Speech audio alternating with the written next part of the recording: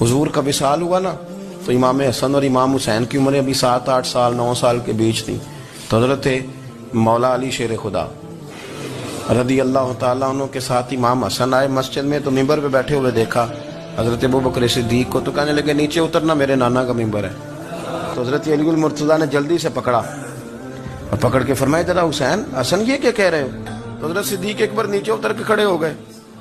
तो एक जुमला, बाकी बुजुर्गों ने भी बड़ा कुछ लिखा है, पर यहाँ एक बात शाह अब्दुल अजीज मुहद्दिस देलवी ने लिखी है। हजरत सिद्दीक एक बार रो पड़े, कहने लगे हसन अगर मिंबर तेरे नाना का है तो अबू बकर भी तो तेरे नाना का ही है ना, ये को बाहर से तो नहीं ना आया, ये भी तेरे नाना का है। तो हजरत इमाम हसन हंसने लगे, फरमाने लगे ठीक हो गया, बैठ जाए मिंबर पे, पढ़ाएं जुमा। समझ आ गई है बात की, पढ़ाएं जुमा। आपकी बात की मुझे समझ आ गई है कि अगर मिंबर नाना का है तो अबू बकर भी तो उन्हीं का है ना जनाब सिद्दीक।